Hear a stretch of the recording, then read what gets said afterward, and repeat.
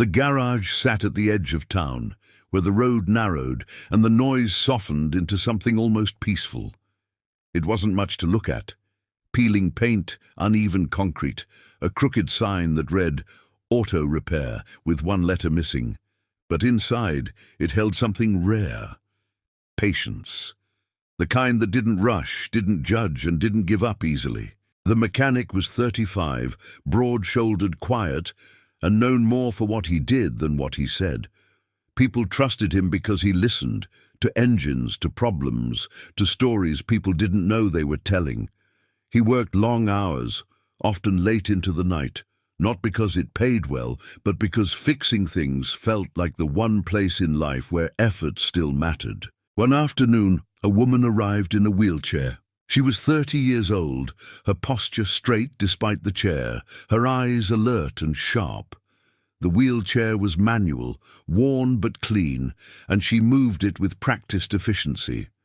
Her car, an old sedan, was parked awkwardly outside the garage, clearly modified but barely functional. "I was told you might be able to help," she said. He looked at the car, then at her. "With the engine?" he asked. She shook her head. "With the problem." That caught his attention. She explained that the car had been modified years ago after an accident left her paralyzed from the waist down. Every mechanic since then had treated the car like a burden, something patched together just enough to pass inspection. The hand controls were stiff, the seating position hurt her back, the steering required too much force. Driving, which was supposed to give her freedom, had become exhausting. "I don't want a perfect car," she said. "I want one that understands me." He didn't respond right away. He walked around the vehicle slowly, noticing the shortcuts, the mismatched parts, the lack of care. Then he looked at her wheelchair, not as an obstacle, but as a system. Wheels, leverage, balance. "How long can you leave it?" he asked. She hesitated. "I don't have much money." He waved that away gently. "That's not what I asked." She smiled for the first time. "As long as it takes." What began as a simple adjustment turned into something much bigger. At first, he tried improving what already existed, loosening controls, repositioning levers, adjusting angles. But the more he worked, the clearer it became that the problem wasn't the parts. It was the idea. The car had been adapted around limitations instead of built around her. One evening, after closing the garage, he sat alone staring at the stripped interior. He imagined driving without using his legs. Imagined fatigue, pain, the constant reminder of what didn't work anymore. And then he imagined starting from zero. The next morning, he told her his idea. "I want to build you a different car," he said. "Not a new one, a unique one." She laughed softly. "That sounds expensive." "It sounds necessary," he replied. He didn't promise timelines or perfection. He didn't talk about innovation or headlines. He talked about comfort, control, dignity. She agreed, not because she fully believed him, but because no one had ever offered before. He found an old coupe at a scrapyard. Solid frame, simple electronics, nothing fancy. Over weeks, then months, he rebuilt it piece by piece. He lowered the floor for easier wheelchair transfer, designed hand controls that responded to pressure, not strength, modified the steering ratio so it required less force, adjusted the seat so her spine aligned naturally, reducing pain. He tested everything himself, binding his legs to understand the limits. He failed often. He scrapped ideas that looked clever but felt wrong. He worked late into the night, unpaid, driven by something he didn't fully name. She visited regularly, offering feedback, watching the car slowly become something else. They talked while he worked, about books, about frustration, about the strange loneliness of being seen only for what you can't do. "You don't talk to me like I'm fragile," she said once. He shrugged. "Machines break when you treat them like they're already broken." Months passed. The garage changed with the project. Other customers noticed.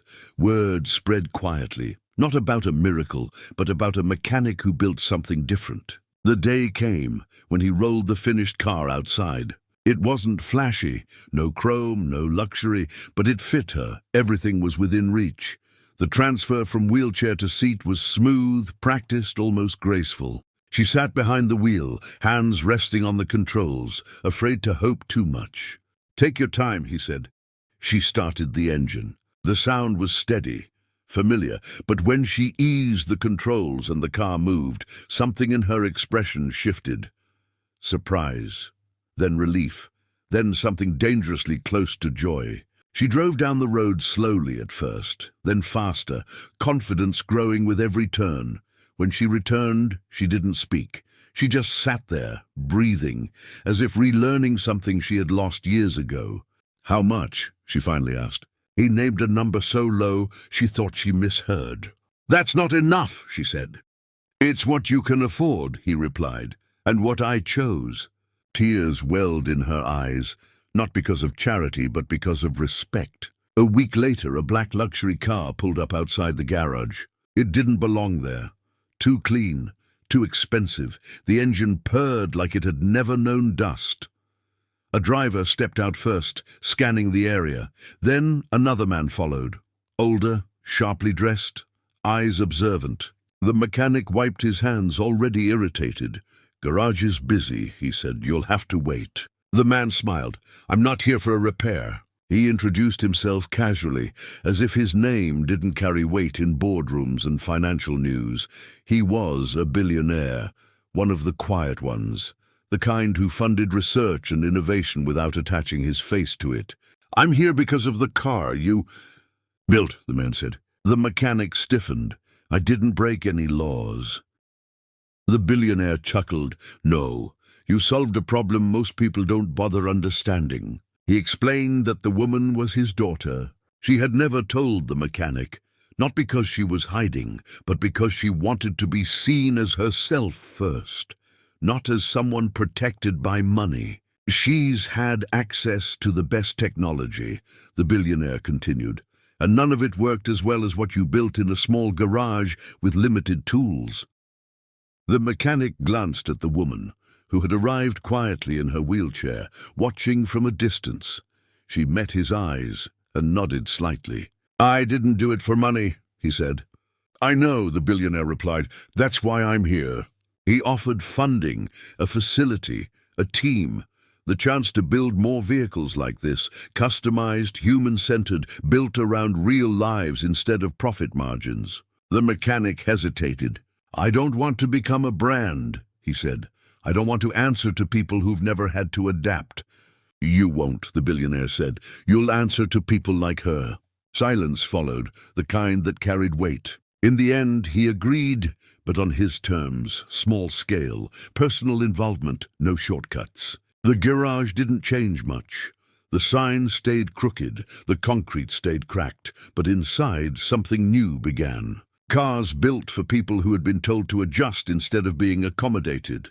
Designs that started with listening, mechanics trained to ask better questions. The woman drove her car every day, not as a symbol, but as a part of her life, and every time she passed the garage she smiled, not because her father was a billionaire, but because a mechanic had once looked at her wheelchair and seen possibility instead of limitation. Sometimes the most powerful things aren't built in glass towers. They're built quietly, patiently, by hands that care enough to understand.